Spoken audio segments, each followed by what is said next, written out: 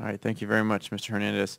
I'd like to now introduce Ms. Marion Blakey, President and CEO of Aerospace Industries Association, for any opening comments. Thank you, Chairman Nye, Ranking Member Schock, Congressman Ellsworth. We're delighted to be here and testifying before you. I do represent the Aerospace Industries Association and our almost 300 member companies. I think in this economy, it's important to point out that our industry is responsible for almost 2 million well-paying jobs.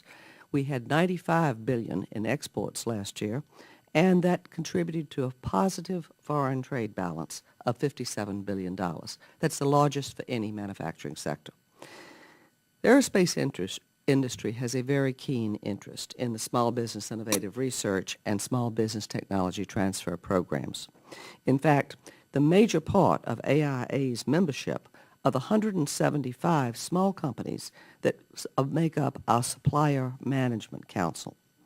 Our large members also rely on these companies because they make the machined component parts, electronic subsystems, the kind of system software that become integral to the aerospace equipment that the U.S. government depends on.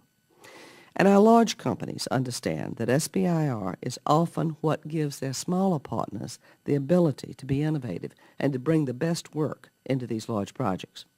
For example, it was a successful SBIR project sponsored by NASA that led to the development of a robotic device that allows an astronaut to position a joystick with a sense of feel that's very real world and actually contributes to the manipulability. This has led to multiple applications beyond the device's original plan, and in fact, it's on the International Space Station, but we also find it's operating in satellite docking research and now in military unmanned ground vehicles. Just an example. But as you can see, small business is an important part of driving technology innovation for the aerospace industry. So we do have specific recommendations on the program going forward, 4 of them in fact. First, we think it's critical to the integrity of the SBI program not to be weakened by allowing large companies access to these funds. While modifying the program to allow venture capital participation we think is a sign of the changing times, we believe that the fundamental principle to be preserved here is that venture capital firms who don't meet the size standard definition of small business should not be allowed access to SBIR funds. A second concern, particularly for small businesses who are working on defense technology research and development projects, is that there's currently a technology readiness gap. SBIR currently funds the so-called Technology Readiness Level 4. Military prime contractors generally won't consider introducing a new technology into the acquisition process until you hit Technology Readiness Level 6. This gap is crucial.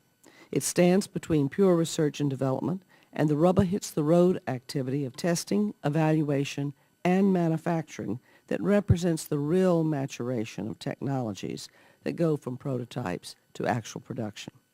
Closing the gap between TRL-4 and TRL-6 with new funding, and we're thinking in terms of Phase 2 for technology and manufacturing, is important and would allow the SBIR program to be a more effective tool.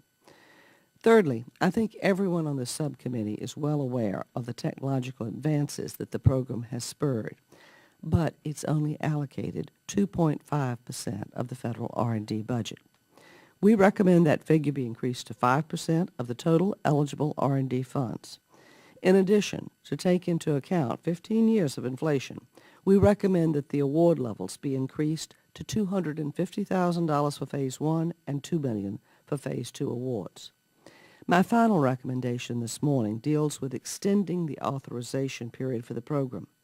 We believe the authorization period should be extended to September 2022. Seems a long way away, doesn't it? But we do believe that's important. Based on SBIR's history of 7 to 10-year reauthorization, we believe this is a reasonable extension that will allow an opportunity for the changes to be implemented and the effectiveness evaluated. So in closing, let me just say small business innovation is a hallmark of this country's leadership and competitiveness, and this is a real stimulus program.